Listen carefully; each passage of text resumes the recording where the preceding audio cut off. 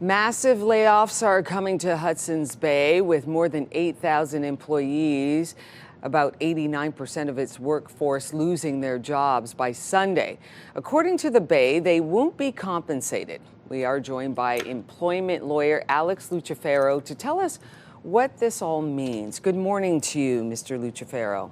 Good morning, Rosie. Okay, so what should you know when you're being laid off in that unfortunate situation?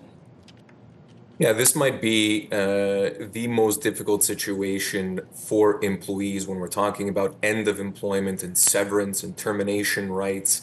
A bankruptcy proceeding such as this, Rosie, when a company claims bankruptcy and goes under bankruptcy protection, again, is the most difficult situation for employees. Employees effectively become unsecured creditors, meaning they end up at the back of the line when it comes to their termination entitlements and severance rights. At the front of that line will be all of the secured creditors, the big banks, etc., that are going to collect as much as possible in terms of the money that they are owed from these companies that go into bankruptcy.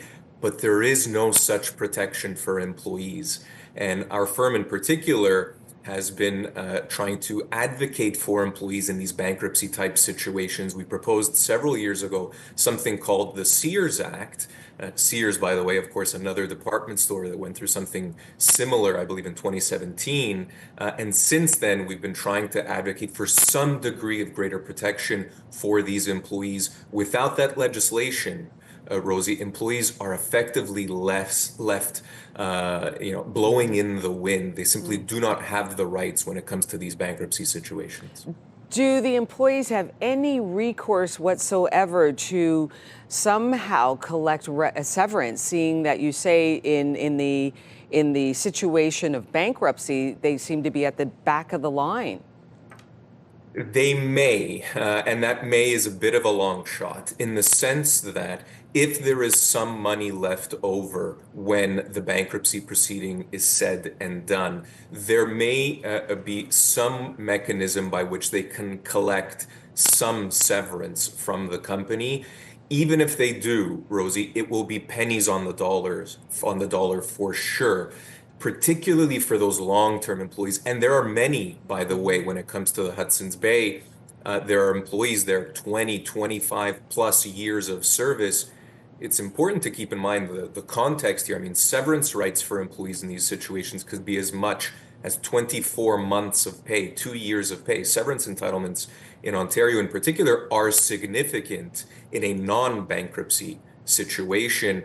But again, employees will come nowhere close to that, unfortunately, Rosie. They may get close to, their minimum entitlements, maybe a few $1,000s, but it's not going to be anywhere near what they're actually owed when it comes to severance.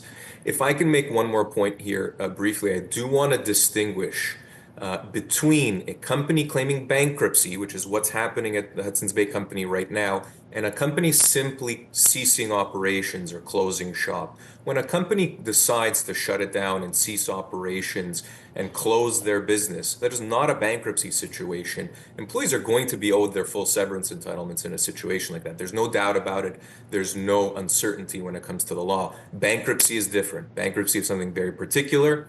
And unfortunately, in those situations, employees do not receive anywhere close to what they're actually owed. That is unfortunate. Alex, thank you so much. Alex Lucifero with employment lawyer talking about what those who are now soon to be formally employed by the Hudson's Bay Company, what can they do next? Thank you very much for your time this morning.